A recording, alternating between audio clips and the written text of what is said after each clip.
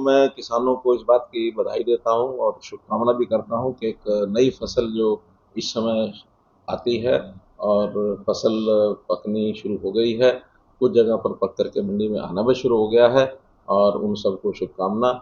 और मैं समझता हूँ कि जैसे मौसम बीच बीच में कभी कभी करवट बदल लेता है, तो इस मौसम का थोड़ा सा और यानी एक प्रकार से खराब ना हो और वो फसल काट करके सूखी फसल और मंडी में लेकर के आएँ।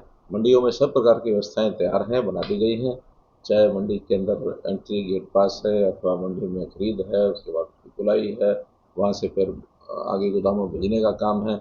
सब मार्केटिंग बोर्ड ने सारी व्यवस्थाएं तैयार कर ली हैं, किसी प्रकार की कोई कठिनाई नहीं आएगी। सर, राघव चड्ढा कह रहे हैं कि अब मैं सैलाब बनकर आऊंगा। आपके ही हैं, जैसे आप लोकसभा में, वो राज्यसभा में, तो उन्हें उपनेता हटा दिए। किस तरीके से देखते हैं आम आदमी पार्टी की इस राजनीति को आप? देखिए, पहली बात तो ये है कि वो आम आदमी पार्टी का अपना अंदरूनी विषय है, मुझे बोलने का अधिकार नहीं है। फिर भी जैसे एक चर्चा चलती है उसके अंदर सभी पार्टियों को जैसी पार्टियों को सब देखते भी हैं। पार्टियों में डेमोक्रेसी होनी चाहिए, पार्टियों में सबको अपनी बात कहने का अधिकार होना चाहिए। ये कहीं भी कोई अड़चन ना लोकसभा में आती है ना राज्यसभा में आती है। लेकिन इंटरनली जिन पार्टियों के अंदर बहुत से विवाद चले रहते हैं और वो किसी दूसरे नेता को बनने देते नहीं हैं, वो कांग्रेस भी ऐसी है, आम आदमी पार्टी का भी बहुत बुरा हाल है। आम आदमी पार्टी के कितने ही नेता, हालांकि बहुत सारे देश में कहीं नहीं है, दिल्ली में तो राज किया या पंजाब में राज कर रहे हैं, और उतने में भी वो जितने नेता उनके साथ जुड़े और धीरे धीरे करके वो उनको छोड़ के जा रहे हैं। और कहीं ना कहीं जो हमको सुनने में मिलता है कि उस पार्टी के अंदर एक जैसा एक ही व्यक्ति का जो से चलती है, उस व्यक्ति के अतिरिक्त कोई विचार रखता है तो वहाँ उनको बर्दाश्त नहीं होता, सहन नहीं होता है। अच्छा नहीं है। जहाँ तक चड्ढा जी की बात है, एक अच्छे सांसद हैं और पार्लियामेंट में भी बहुत अच्छे प्रकार से विषय लोगों के रखते हैं।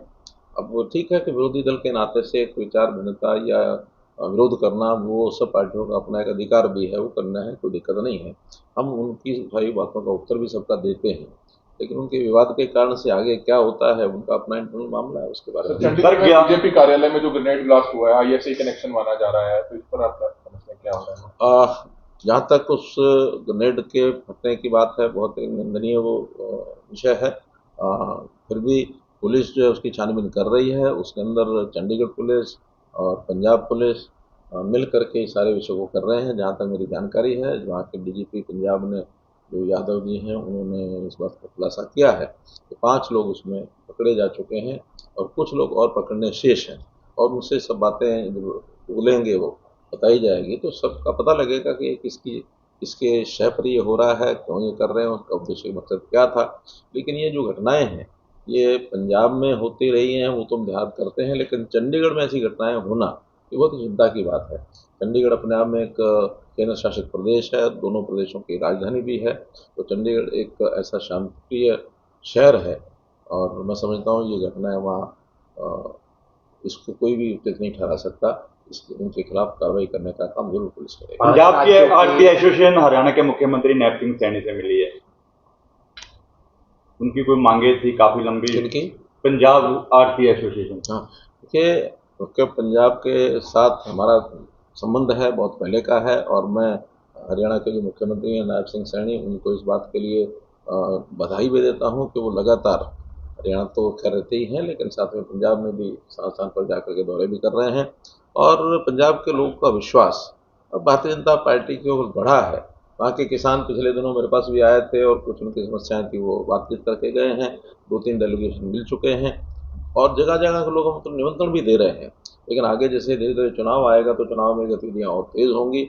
और नायब सिंह सैनी जी भी बहुत हमारे कई रैलियाँ कर चुके हैं, अभी भी जहाँ से भी कोई मांग आती है वहाँ जाते हैं और बात करते हैं। और पंजाब बहुत सी पार्टियों को सबको देख चुका है, कांग्रेस को उन्होंने देख लिया, आम आदमी पार्टी को देख लिया, अकाली दल को देख लिया।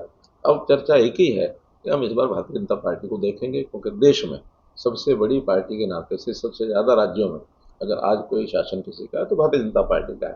तो पंजाब के लोग भी इस बार बहुत कुछ परिवर्तन लाने की एक मन में उनके विचार बना हुआ है। 5 राज्यों के चुनाव हैं सर, आपकी क्या तैयारी? आप भी कहीं जाएंगे? क्योंकि बिगुल तो बज चुका है। 5 राज्यों में भारतीय जनता पार्टी की पूरी तैयारी है। देश भर के जो कार्यकर्ता हैं अलग अलग प्रदेशों में जिनकी ड्यूटी है वो जा रहे हैं।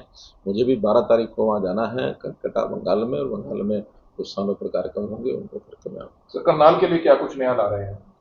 करनाल बहुत अच्छे प्रकार से आगे बढ़ रहा है। हमारा सारा यहाँ का राजनीतिक नेतृत्व भी और हमारा प्रशासनिक सारा जो लोग हैं वो सब करनाल और करनाल जिला क्या पूरा लोकसभा क्षेत्र में कहूँगा कि उसमें सब लोग एक्टिव हैं, और ग्रामीण क्षेत्रों या शहरी क्षेत्रों सब काम कर रहे हैं। अभी एक टीम दिल्ली से national institute of urban affairs ऐसा करके एक इंस्टीट्यूट को बुलाया है यहाँ, और करनाल में और क्या नए काम किए जा सकते हैं उन्होंने 10-12 प्रोजेक्ट बताए हैं।